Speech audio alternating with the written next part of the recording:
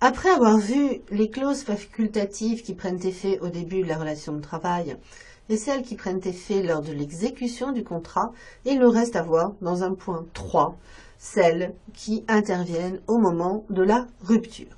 Petit 3. Les clauses liées à l'éventualité d'une rupture du contrat de travail. Deux clauses essentiellement vont retenir mon attention. Petit a, la clause de dédit formation. Ça s'écrit D-E-D-I-T. La clause de dédit formation, sa validité a été reconnue depuis fort longtemps en jurisprudence, depuis 1981. C'est une clause particulière que l'on trouve de plus en plus dans les contrats de travail et qui fait obligation aux salariés, en contrepartie d'une formation assurée par l'employeur, de rester au service de celui-ci pendant une certaine durée ou de lui verser, en cas de départ anticipé, une indemnité. Ces clauses sont licites à partir du moment où elles constituent la contrepartie d'un engagement pris par l'employeur d'assurer une formation entraînant des frais réels au-delà des dépenses qui sont imposées par la loi ou la convention collective. Qu'est-ce que cela veut dire? Vous savez certainement que, on en a parlé un petit peu, que l'employeur a une obligation de formation et qu'il doit engager des frais pour la formation de ses salariés. C'est souvent des formations pas très intéressantes, c'est le minimum légal. Il se contente de faire le minimum légal. Là, il s'agit de toute autre chose.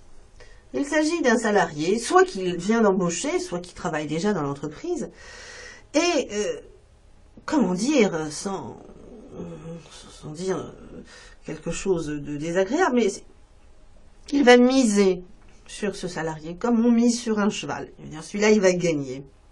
Et donc, pour qu'il puisse gagner, il va lui offrir une formation supplémentaire à ce que lui impose la loi. Cela peut entraîner des frais très élevés. Et en contrepartie, il va lui dire, je vous ai offert cette formation, vous n'allez quand même pas partir tout de suite chez un concurrent ou même pour ouvrir une entreprise à votre compte. Vous me devez de rester dans mon entreprise pour que moi je profite de la formation que je vous ai payée. Et si vous partez avant, eh bien vous me devrez de l'argent. Voilà le principe de la clause de dédit formation. Alors, évidemment, clause dangereuse. Pourquoi? Quelle liberté du salarié peut être atteinte? Évidemment, vous l'avez trouvé. Enfin, j'espère. C'est la liberté du travail, puisqu'il ne peut pas partir, il ne peut pas facilement démissionner pour aller ailleurs. C'est pourquoi, vous vous en doutez bien, les juges ont posé des conditions de validité concernant la clause de dédit formation.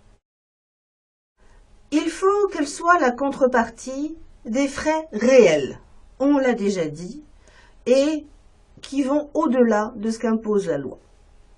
Ensuite, il faut que l'indemnité de dédit que l'employeur peut réclamer au salarié doit être proportionnée au montant de la formation, qu'on ne lui réclame pas une somme époustouflante. Et enfin, les clauses ne doivent pas priver le salarié de sa faculté de démissionner.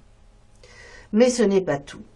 Il a été rajouté que compte tenu de la particularité de cette clause, elle doit faire l'objet d'un avenant, d'une convention particulière qui est conclue avant le début de la formation et qui précise la date, la nature, la durée de la formation et son coût réel pour l'employeur. Coût réel, ça s'oppose à coût théorique. Il ne s'agit pas pour l'employeur de faire un grosso modo en disant bon ce sera 30 000 euros. Non, vraiment il faut qu'il chiffre toute la formation et qu'on arrive à un chiffre précis. La deuxième clause, vous la connaissez, ça j'en suis sûre, qui va prendre effet au moment de la rupture du contrat, c'est petit b, la clause de non-concurrence. C'est devenu une clause de style quasiment tout le monde a une clause de non-concurrence. Elle vise à interdire aux salariés, après la rupture du contrat de travail, l'exercice de certaines activités qui seraient susceptibles de nuire à son ancien employeur. Cela veut dire soit chez un concurrent, soit s'installer à son propre compte. Elle peut évidemment figurer dans une convention collective ou bien dans le contrat de travail. Il fut un temps où la clause de non-concurrence n'était absolument pas contrôlée. On trouvait que c'était normal. Le salarié avait signé, eh bien c'était le contrat qui s'appliquait. Mais certains problèmes avaient été mis en avant, et c'est pourquoi la jurisprudence a évolué. Et pour faire simple, je vais aller directement aux arrêts de principe, sans vous infliger toute une évolution de jurisprudence qui n'a plus lieu d'être. Les arrêts de principe sont des arrêts de la Chambre sociale du 10 juillet 2002. Dans ces arrêts fondamentaux du 10 juillet 2002, la Cour de cassation va poser 5 conditions de validité à la clause de non-concurrence. 4 sont connues, avaient déjà été mises en avant. La 5e constitue un revirement de jurisprudence qu'il convient de commenter. Alors, dans les conditions de validité de la clause de non-concurrence, la première, la clause doit être limitée dans le temps. Alors me direz-vous, c'est combien le temps? C'est très variable tout ça, mais bon, c'est fréquent que cela aille jusqu'à 2 ans. Tout dépend évidemment de l'activité que l'on fait. Mais ce n'est pas inconcevable de dire que l'on va interdire aux salariés de travailler pendant 2 ans. Deuxième condition, la clause de non-concurrence doit être limitée dans l'espace. Alors là encore, me direz-vous, c'est quoi l'espace?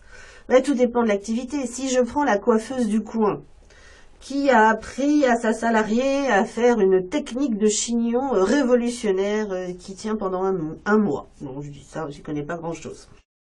Eh bien, à votre avis, quel va être l'espace d'interdiction de cette salariée de pouvoir travailler? Mais on peut concevoir, là, ici, à l'endroit où je vous parle, je suis dans le 6e arrondissement. Même le 6e arrondissement me paraît trop grand, je dirais, dans le quartier. Voilà, dans le quartier du 6e arrondissement où on est, on pourrait lui interdire.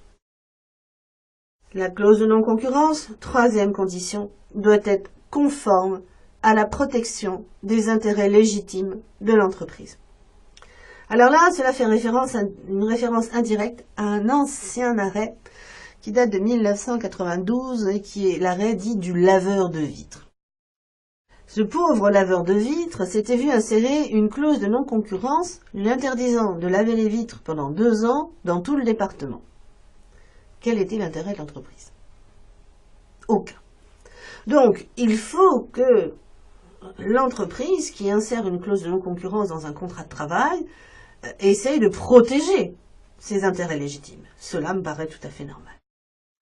La 4e condition, la clause de non-concurrence ne doit pas empêcher le salarié de travailler compte tenu de sa formation initiale professionnelle. Alors, par exemple, moi, qu'est-ce que je suis? Modestement, une juriste de droit privé. Je suis censée, dans les matières de droit privé, tout maîtriser.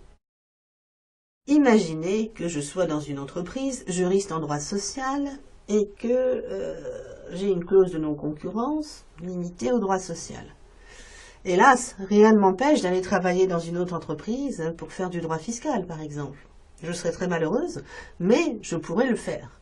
Donc, en fonction du côté plus ou moins large de la formation que l'on a, on peut exercer un métier différent. Alors, quelle est cette 5e condition qui constitue le revirement de jurisprudence? Eh bien, c'est simple. Désormais, pour être valable, la clause de non-concurrence doit comprendre une contrepartie pécuniaire. Avant, Certaines conventions collectives prévoyaient la contrepartie pécuniaire, mais ce n'était pas automatique. Or, si vous réfléchissez bien, le mécanisme est faussé, parce que le salarié s'engage à ne pas travailler, mais l'employeur, lui, ne s'engage à rien. Il n'y a donc pas de synalagmatisme dans la clause. Pour rétablir ce synalagmatisme, on insère la contrepartie pécuniaire. À quoi cela correspond-il? Eh bien, c'est un montant forfaitaire que l'employeur va verser lors du départ du salarié de l'entreprise et qui va correspondre au temps qu'il ne pourra pas travailler. Donc on peut lui verser 2 ans de salaire.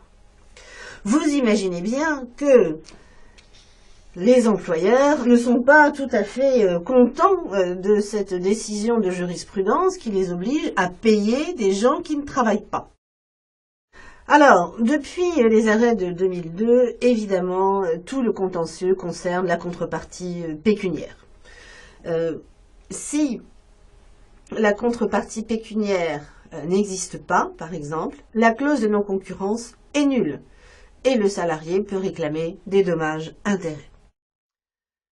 Cette contrepartie financière n'est pas une clause pénale. Les juges ne peuvent donc pas en modifier le montant. Elle a une nature salariale, ce qui veut dire qu'elle est assujettie au paiement de cotisations sociales et de l'impôt. Elle ouvre droit à congé payé. Elle ne peut pas être réduite en cas de faute du salarié commise lors de la rupture. La contrepartie pécuniaire doit compenser réellement le préjudice causé par l'entrave à la liberté du travail. Si son montant est dérisoire ou inférieur à ce que prévoit la convention collective ou le contrat, la clause de non-concurrence est nulle, l'employeur ne peut plus s'en prévaloir. Est également nulle la clause de non-concurrence qui ne prévoit le versement de la contrepartie pécuniaire qu'en cas de rupture du contrat de travail à l'initiative du salarié ou à l'inverse à l'initiative de l'employeur. Je pourrais multiplier les exemples de jurisprudence concernant la contrepartie pécuniaire, mais cela serait assez long.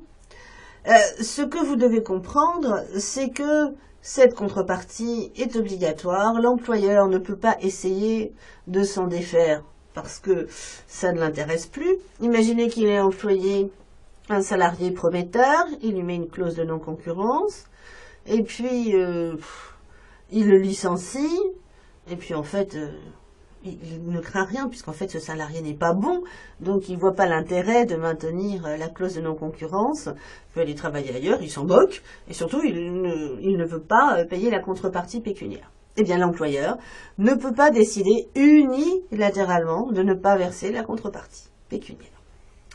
Alors, il y a des employeurs un peu plus malins que d'autres qui justement ont essayé de contourner l'obligation de contrepartie pécuniaire en dénommant les clauses de non-concurrence de manière différente. Ainsi, certains employeurs ont appelé les clauses de non-concurrence des clauses de clientèle. La Cour de cassation ne s'est pas laissée prendre au piège et elle a décidé que ces clauses devaient être requalifiées en clauses de non-concurrence de manière à permettre aux salariés de percevoir la contrepartie pécuniaire. Une autre forme de clause est plus intéressante. Il s'agit de ce que l'on appelle les clauses de non-sollicitation. Alors là, il s'agit non pas de clauses de contrat de travail, mais de clauses entre deux sociétés. Deux sociétés décident de conclure qu'elles s'empêchent de débaucher le personnel de l'autre. C'est ce qu'on appelle une clause de non-sollicitation. Mais dans les faits, ça correspond à une clause de non-concurrence, puisque les salariés de l'un ne pourront jamais aller travailler chez l'autre. Pour finir avec ces débats assez longs sur la clause de non-concurrence, je voudrais juste finir par un arrêt de la Chambre sociale du 14 octobre 2014 au pourvoi numéro 13 11 524. Cet arrêt est intéressant parce qu'il distingue la clause de non-concurrence de la clause de discrétion. Vous le savez très certainement, dans la plupart des contrats de travail se trouvent des clauses de discrétion, ou aussi on les appelle des clauses de confidentialité.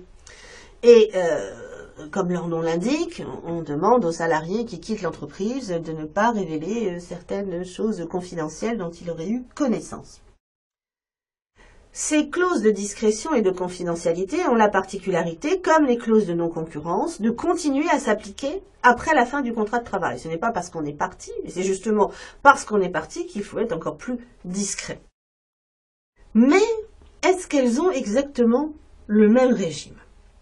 En l'espèce, un directeur marketing qui avait été licencié réclamait une indemnisation au titre de la clause de discrétion qui était inscrite dans son contrat de travail.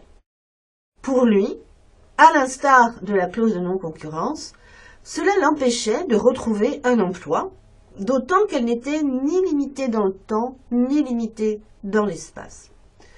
Il estimait alors qu'il aurait dû percevoir une contrepartie financière en raison de l'atteinte portée à sa liberté fondamentale d'exercer une activité professionnelle. La Chambre sociale de la Cour de cassation l'a débouté de sa demande, parce que la clause de confidentialité interdit seulement aux salariés de divulguer des informations confidentielles tenant à la société et non de lui faire concurrence. Dès lors, il pouvait très bien s'engager dans une société concurrente. Au final, qu'est-ce qu'on apprend de cet arrêt ?